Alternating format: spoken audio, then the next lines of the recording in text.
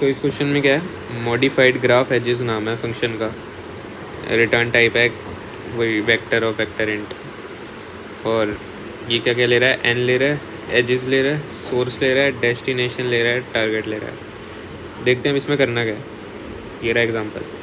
तो n equal to 5 मतलब 1 2 3 4 5 इसमें वो है नोड्स हैं, ग्राफ का क्वेश्चन है ना ये। एजेस हैं, एजेस में क्या है 4 1 -1, ये क्या है कि 4 और 1 के बीच में, और इनिशियल उसका भी -1 है जो वेट है। ऐसे 2 और 0 के बीच में कनेक्शन है, 2 और 0 के बीच में, n इक्वल टू 5। हाँ, तो 2 और 0 के बीच में, 2 और 0 के बीच में और -1 है। ऐसे 0 और 3 के बीच में कनेक्शन है और उसका वो कॉस्ट है -1। ऐसे ही 4 और 3 के बीच में भी -1। ठीक है, इसके अकॉर्डिंग हमने एजिस से वो बना लिया ग्राफ। फिर हमें क्या दे रखा है, सोर्स यानी कि ये रहा 0 वाली नोड, और डेस्टिनेशन दे रखी है 1, टारगेट दे रखा है 5। अब हमें इसमें करना क्या है, सोर्स से जाना है डेस्टिनेशन पर। हम क्या कर सकते हैं कि -1 को चेंज कर सकते हैं बस। ठीक है, अब इसमें तो सारे ही -1 है, कुछ में हो सकता है ना दे रखे हो, तो हम -1 को कुछ इस प्रकार से चेंज करना है कि जो हमारा शॉर्टेस्ट डिस्टेंस है ना पहुंचने का उस तक, वो इस टारगेट के बराबर आना चाहिए, यहाँ की 5। तो अब जैसे इस -1 को अगर हम 3 कर दें, इसको 1 कर दें, इसको भी 1 कर दें, तो अब शॉर्टेस्ट डिस्टेंस क्या आएगा, एक ही डिस्टेंस है यहाँ, तो ये शॉर्टेस्ट ही है। तो 3 + 1 4 + 1 5, और इस -1 को 1 से कर देंगे। रिप्लेस हमें सबको करना है सारे -1 को, तो इसको कुछ भी करते हैं, कोई दिक्कत तो है नहीं, क्योंकि शॉर्टेस्ट 0 से ये 1 जाने का तो यही है, तो इसलिए 3 1 1। तो इसको हम चाहे बड़ा नंबर भी कर सकते थे, कोई दिक्कत नहीं है। तो इसका आंसर हम ऐसे कोई भी पॉसिबिलिटी रिटर्न कर सकते हैं, तो यही आंसर हो जाएगा इसका। फिर वही सेम एजेस सेम ही रहेंगे, बस ये चीज़ें चेंज होंगी, -1 जहाँ जाए, यहाँ पे -1 की जगह 1 आ गया, इधर भी 1, यहाँ 3 और 1। तो अब देखते हैं करना कैसे होगा ये। तो हम क्या करेंगे, current shortest distance digester algorithm function बनाएंगे, उसमें क्या पास करेंगे, एजेस ये n, सोर्स और डेस्टिनेशन। टारगेट अभी हम देख लेंगे, अभी तो पहले डाइजेस्टर कॉल करेगा, सोर्स से लेकर डेस्टिनेशन का शॉर्टेस्ट डिस्टेंस निकाल देगा। यूज़ क्या करेगा, एजेस का यूज़ करेगा, और n भी भेज ही दिया भाई। चलो, वैसे इसका ऊपर कोई काम हो रहा है इनका डाइजेस्टर में, मेरे ख्याल से तो नहीं हो रहा, तो ना भी भेजे तो कोई दिक्कत वाली बात नहीं है। तो ये ऑप्शनल है, बस हमें सोर्स डेस्टिनेशन और एजेस वाला हम वेक्टर भेज देंगे। तो ये अभी करंट शॉर्टेस्ट डिस्टेंस मतलब बिना -1 के, तो जैसे ये है, अगर हम -1 कंसीडर ना करें तो क्या शॉर्टेस्ट डिस्टेंस आएगा। चलो, फिर करंट शॉर्टेस्ट डिस्टेंस अगर लेस देन टारगेट आया, मतलब हमें कुछ ग्राफ दे रखा है जैसे ये इस टाइप से, अभी यहाँ पे -1 है, इस तक पहुँचने का एक और रास्ता है ये वाला। अब इस रास्ते में मान लो जो डिस्टेंस निकल के आया शॉर्टेस्ट डिस्टेंस वो 2 है, ठीक है, और टारगेट है हमारा 5। तो शॉर्टेस्ट डिस्टेंस हमारा जो 2 है वो टारगेट से छोटा है ना, अभी वाला ही, बिना -1 को बदले। तो अगर हम -1 को कुछ बदल भी दें, अगर हम इसको 5 भी बना दें जैसे तैसे करके, लेकिन हम इसको तो नहीं बदल सकते ना इस रास्ते में, तो इसलिए हमें क्या रिटर्न करना पड़ेगा, खाली वो वेक्टर रिटर्न कर देंगे। भाई पॉसिबल ही नहीं है, तो बस कुछ नहीं हो सकता। तो बस हो गया, एक ये केस हो गया। फिर अब हम क्या करेंगे, मैच टारगेट नाम का एक बनाते हैं बूलियन वेरिएबल। उसमें हम क्या देख रहे हैं कि करंट शॉर्टेस्ट डिस्टेंस अगर टारगेट के बराबर आ गया तो हम उसको ट्रू कर देंगे, हाँ भाई मैच हुआ है, कि टारगेट हमारा मैच हो गया। छोटा वाला केस तो ये हैंडल कर लेगा, और अगर टारगेट मैच हुआ है तो अभी हम उसको स्टोर कर लेंगे, भाई जो शॉर्टेस्ट डिस्टेंस निकल के आया वो टारगेट के बराबर आ गया। चलो, ये एक जगह हमने स्टोर कर लिया कि भाई मैच हुआ है। फिर हम क्या करेंगे, जो एजेस है ना उसके हर एज पे हम हर एज को देखेंगे, एजेस वाले में वो क्या है, एक इंटीजर वेक्टर है ना। एजेस कहाँ दे रखा है, ये रहा, और इसमें हर वेक्टर को देखेंगे, ये हर वेक्टर मतलब हर नोड को देख रहे हैं एक तरह से। तो एज ऑफ 2 पे -1 यानी कि कॉस्ट 2 पे ही है ना, 0 1 2 हर जगह 2 पे दे रखी है। तो हम देख लेंगे अगर 2 पे -1 नहीं है तो हम क्या करेंगे, एज 2 में हम कोई वैल्यू डालेंगे, या तो लार्ज वैल्यू या 1। अगर वो जो मैच टारगेट ट्रू आ गया, यहाँ पे भाई टारगेट इस तरह था ना, टारगेट मैच हो गया, तो हम उसमें सीधी भाई लार्ज वैल्यू डाल देंगे। अब क्योंकि जो बच गए उनमें हम मैक्सिमम डाल देंगे, क्योंकि फिर वो अंदाज़ा नहीं होगा ना कि हो सकता है अगर यहाँ पे कुछ छोटी वैल्यू डालें तो हमारा शॉर्टेस्ट वर्ड चेंज ना हो जाए। तो इसलिए हमने बनाया था कि अगर मैच टारगेट ट्रू हो गया तो हम उसमें अभी सबके उसमें कॉस्ट में लार्ज वैल्यू डाल देंगे, और अगर नहीं हुआ फिर हमें आगे बढ़ना पड़ेगा। तो हम एक छोटी वैल्यू डालेंगे 1 एज ऑफ 2 में, कॉस्ट में स्टार्ट कर दिया 1 से। चलो ठीक है, बस फिर अगर मैच हो गया होता तो ख़त्म काम। फिर और कंडीशनें चेक करेंगे, if match target not equal to true, तो इसका मतलब हमने उसमें 1 डाली होगी वैल्यू, ठीक है। फिर हम फिर से शॉर्टेस्ट डिस्टेंस निकालेंगे, डाइजेस्टर एल्गोरिथम। उसमें हम क्या भेजेंगे, एजेस एन, सोर्स और डेस्टिनेशन, यही भेजा था ऊपर भी, एजेस सोर्स डेस्टिनेशन। अब बस चेंज क्या हुआ होगा, जो हमारी कॉस्ट है ये हमने 1 डाल दी होगी उसमें। अब हम हर एक को 1 डाल के चेक करते जाएंगे बार बार कि हमारा शॉर्टेस्ट पाथ वो आ रहा है कि नहीं आ रहा। न्यू शॉर्टेस्ट डिस्टेंस निकालेंगे हम, फिर वही चेक करेंगे कि न्यू शॉर्टेस्ट डिस्टेंस अगर less than equal to target आ गया हमारा, लेस भी हो सकता है इक्वल, तो हम क्या करेंगे, मैच टारगेट को फिर से ट्रू कर देंगे। हाँ भाई हम मैच करवा सकते हैं। और एज 2 में वो क्या डालेंगे हम, कॉस्ट, जो भी टारगेट है उसमें से माइनस अभी जो भी करंट आई है, इसका मतलब बची हुई हम और ऐड कर देंगे उसमें, ठीक है। तो ये लॉजिक है इसका। जब ये फिर ये पूरा फॉर लूप ख़त्म हो जाएगा, कंडीशन वगैरह, तो हम क्या करेंगे, अगर देख लेंगे मैच टारगेट फॉल्स निकला है यहाँ से तो खाली रिटर्न कर देंगे, वरना तो एजेस रिटर्न कर देंगे, क्योंकि यहाँ पे तो चेंज हो ही गया होगा, कॉस्ट ही तो चेंज करनी है बस एज ऑफ 2 वाले। तो अब देखते हैं डाइजेस्टर वाला कैसे करता है काम। तो ये क्या है, एडजेसेंसी लिस्ट। इसमें पहला क्या होगा, LL। ये LL मैंने ऊपर टाइप डेफ कर दिया भाई, लॉन्ग है ना, शॉर्ट फॉर्म, बार बार बड़ा ना लिखना पड़े।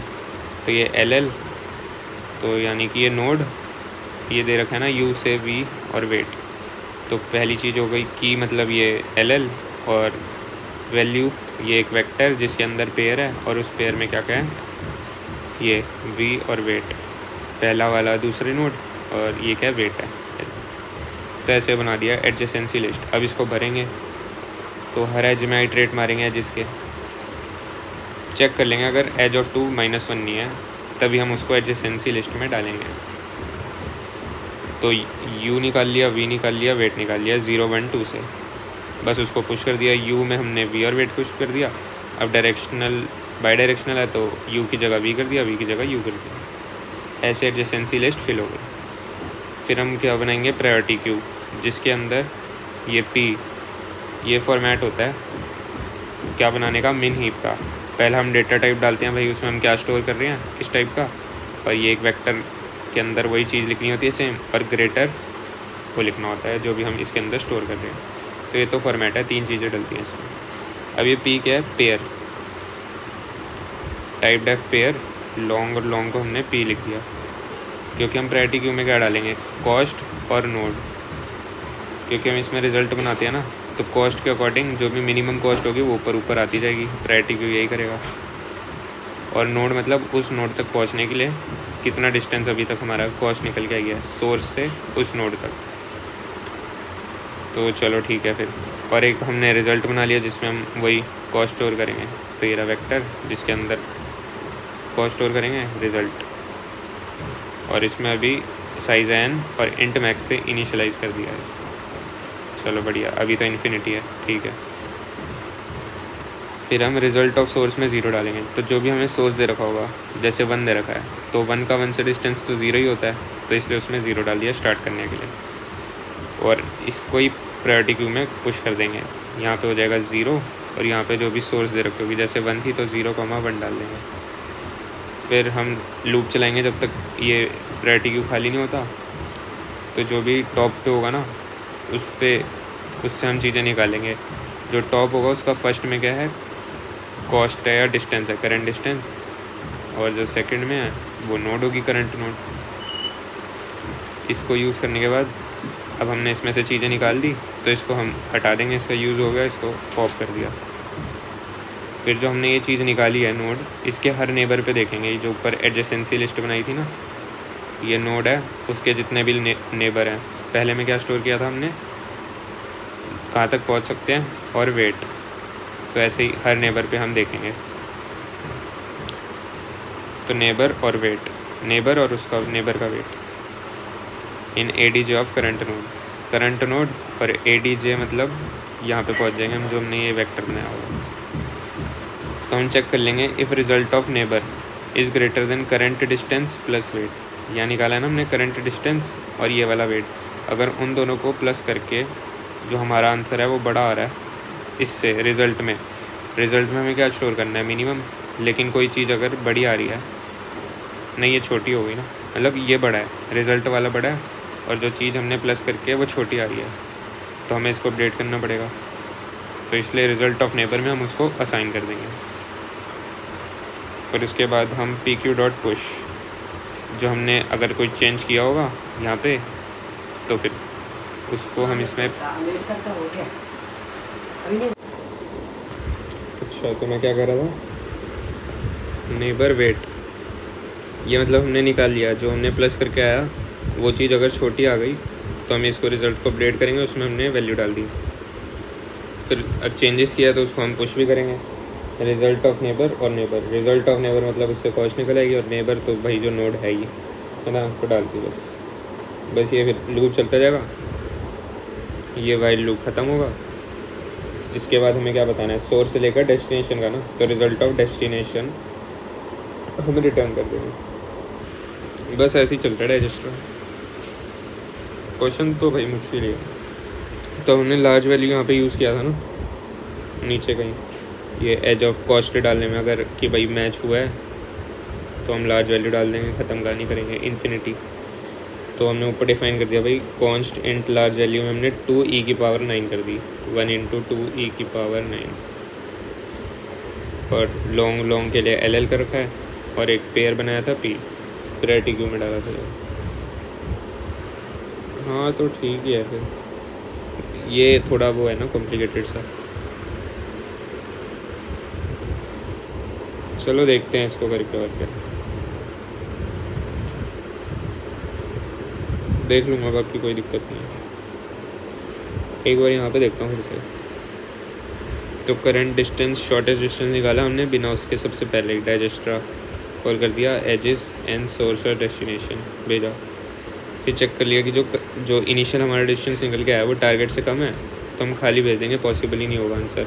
वही हमने केस बताया था ना कि अगर यहाँ पे -1 है लेकिन जो शॉर्टेस्ट डिस्टेंस है वही टारगेट से कम आ गया, तो हम यहाँ कुछ भी कर लें, शॉर्टेस्ट तो यही रहेगा, इसको तो चेंज कर नहीं सकते, तो इसलिए खाली। फिर हमने एक मैच टारगेट बनाया कि चेक कर लेंगे अगर शॉर्टेस्ट डिस्टेंस हमारा इक्वल टू आ गया टारगेट के, मतलब लेस नहीं है, एग्जैक्टली इक्वल आ गया जो भी इनिशियल है, तो उसमें हमने मैच टारगेट को अभी ट्रू कर दिया। इसमें भी हमें ज़्यादा सोचने की ज़रूरत नहीं, क्योंकि जो बचे -1 है उसको सीधा इन्फिनिटी भर दो, यही तो किया था हमने एज ऑफ 2 में, सब में लार्ज वैल्यू भर दो अगर जो -1 है, नहीं तो फिर पहले 1 भरो, फिर 1 भरो 1 भरते जाओ एक एक करके, फिर वो डाइजेस्टर कॉल करो, शॉर्टेस्ट बात निकालो हर बार के लिए, और जो बच जाए उसमें रिमेनिंग जो टोटल टारगेट माइनस जो भी हमने वैल्यू डाली थी, टारगेट माइनस न्यू डिस्टेंस निकल गया है। चलो ठीक है, ये भी लाइन समझ आई। फिर अगर match target not equal to true है तभी तो हमने 1 भरा होगा, तभी हमें न्यू शॉर्टेज डिस्टेंस निकालना पड़ेगा। 1 कर दिया ना हमने उसको, एक को फिर से कॉल करेंगे, न्यू शॉर्टेज डिस्टेंस अगर less than equal to target आ जाता है तभी हम कुछ करेंगे कि वो ये चीज़ करेंगे, हम मैच टारगेट को ट्रू करेंगे और एज ऑफ 2 में ये कर देंगे।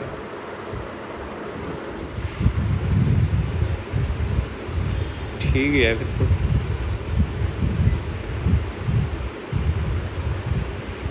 और यहाँ पे हमें विजिटेड बनाने की ज़रूरत ही नहीं पड़ी, क्योंकि ये जब तक मैच टारगेट ट्रू हो जाएगा ठीक ही लग रहा है यार। थोड़ा कॉम्प्लिकेटेड है, क्या बताऊँ मैं। देखते हैं इसको करके, चलो।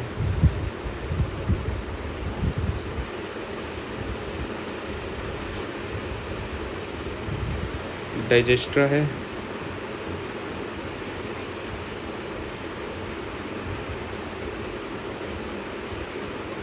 विजिटेड इसलिए नहीं पड़ी क्योंकि हम जब -1 के लिए ही तो कॉल करेंगे, अगर हम -1 होगी, क्योंकि अगर -1 तो चेंज हो जाएगी, फिर तो ये होगा ही नहीं, इसलिए स्टॉपिंग कंडीशन हो जाएगी इसकी, इसलिए हमने इसमें विजिटेड नाम का कुछ नहीं बनाया। चलो ठीक है, देखते हैं बाकी। एक बार इसको पूरा स्क्रॉल कर रहता हूँ, पक्का है मेरे को पता है, देखना ही पड़ेगा।